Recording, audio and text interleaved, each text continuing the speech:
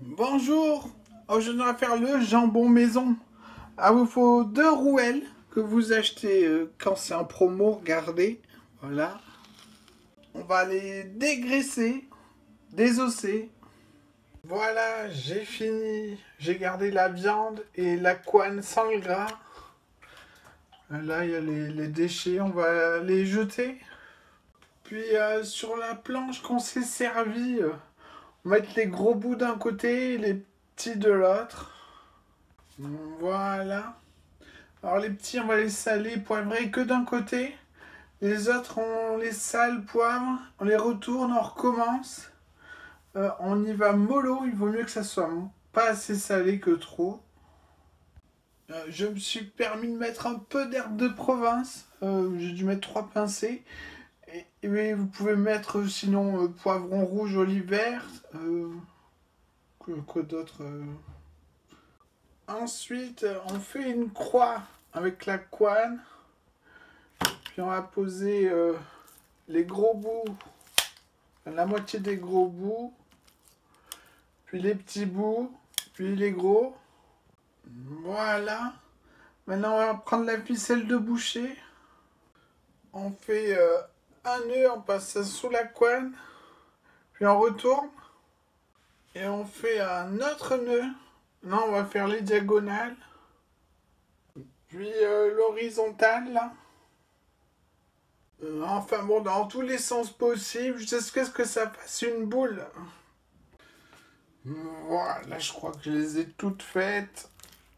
Bien partout. Bon. Ensuite, dans un sautoir avec un peu de gras, on va faire griller tous les côtés.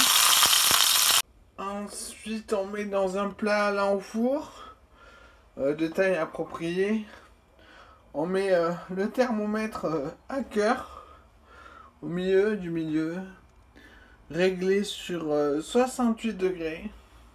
On met un peu de fond et de l'eau au fond du plat. Et on recouvre d'aluminium. Puis au four ventilé 160 degrés, le plat devant le ventilateur. Ça y est, on est à 68 degrés. On le change de plat. On met le jus dans une casserole. On laisse reposer quelques minutes. Puis avec une louche, on va récupérer, enlever le gras du dessus. Puis on va le faire réduire.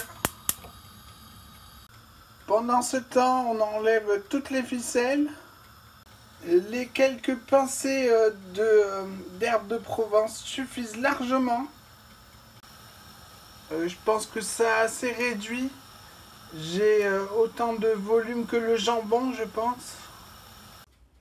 On met dans un bac d'eau froide un quart d'heure.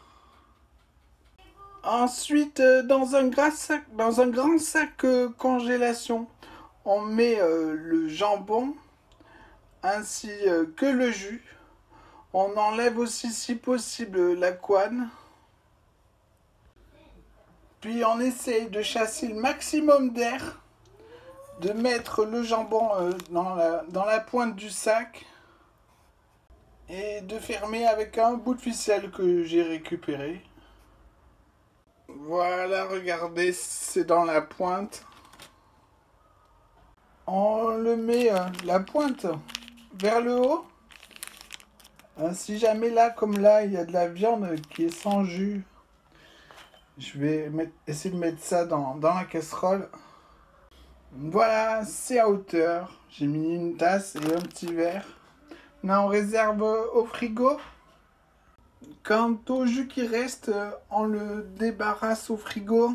On récupérera le gras et le jus. Le lendemain, j'ai ouvert au milieu pour voir comment c'était. Alors ça a le moelleux du jambon du commerce. C'est pas rose.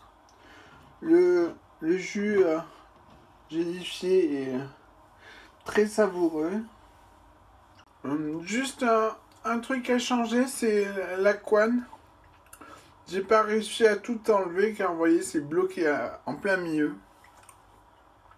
Alors ne la mettez pas avec le jambon, mais mettez-la dans le plat du four. Ça fera un peu plus de gélatine. Et ça m'a coûté à peu près 5 € le kilo. Et c'est de bien meilleure qualité qu'au commerce. Alors, à servir avec des carottes râpées et une purée de pommes de terre au lait.